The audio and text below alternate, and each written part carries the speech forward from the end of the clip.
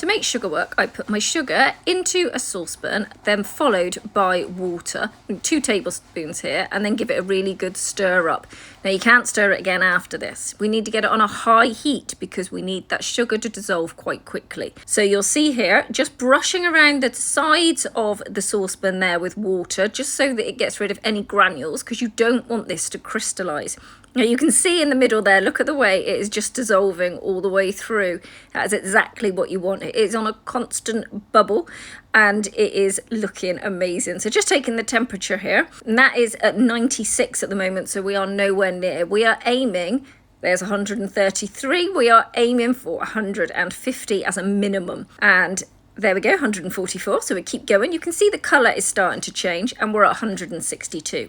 So now you can give the pan a swirl because it'll have all completely dissolved. Just going to take a final and 179. That is absolutely perfect. So take it off, that's 119 there. You just need the temperature to completely come down to around about 120, 130 to be able to use it for this. So we've put some sunflower oil over all of these pieces that we're using here so that everything comes off and it doesn't stick. So I'm using a fork here and we are just flicking that backwards and forwards across the top with that sugar when it's at that correct 120 to 130 temperature. Now that's going to slide right off there because it's been covered in oil, and that's exactly what we want. And there's your spun sugar. So now we're going to make one of these brilliant sails for the tops of cakes. So we're just pouring over that sugar, and I've got a baking parchment there, and it's just going to dribble right down, and that's going to set and create a lovely effect.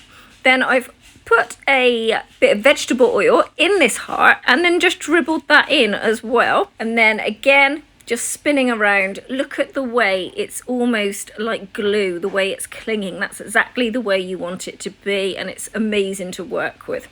Pull it off, and then again, because it's all been covered in oil, everything just slides off, and that is amazing. If at any time this becomes too thick, then just pop it back onto the ring and bring it back up to that 120, 130. So now Jo is just pulling off the baking parchment there, and she's just going to pull that out, and look at that, and she's put that onto a mug, and that's all of it. Look at the shine, it's beautiful.